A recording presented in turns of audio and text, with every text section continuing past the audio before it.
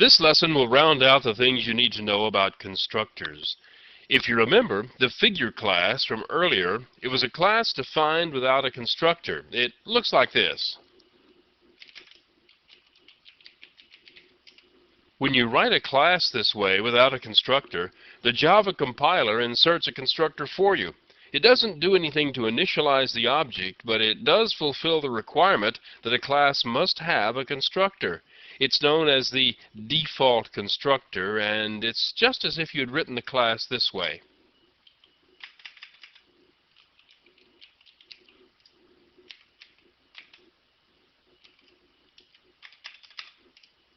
The default constructor is always created for you unless you provide a constructor of your own. Now let's look at the circle class that extends the figure class. The code isn't shown here, but the constructor of the circle class includes code that executes the constructor of the figure class. The code is automatically inserted by the compiler. You can insert the code yourself this way.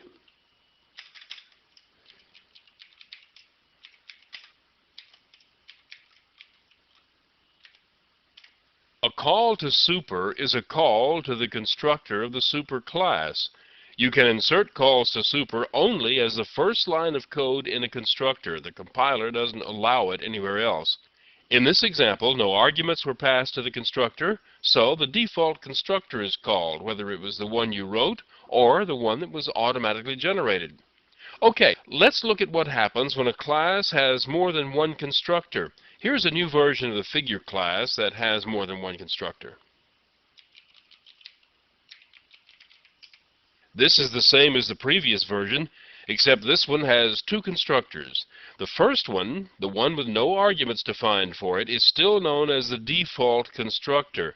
It's called that precisely because it doesn't require any arguments. It creates a version of the object with all the default values in place.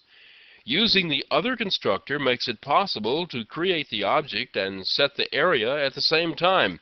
We can extend the Figure 2 class like this.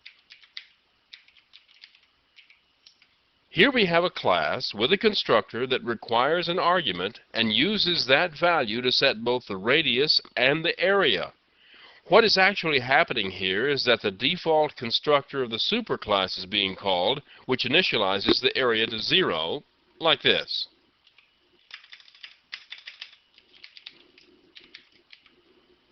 The call to super is inserted by the compiler.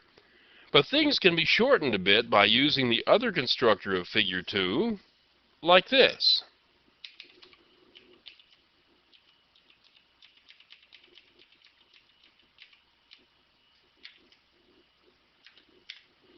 In this form, the area information is calculated and used to make a call to the constructor of Figure 2 that accepts the area information. You could always use super this way to select whichever constructor you prefer from the super class. Oh yes, I need to mention one more thing. The Circle 2 class does not have a default constructor. Because a constructor is provided in the source code, the compiler does not insert a default constructor. A Circle 2 object cannot be constructed without a radius value being specified.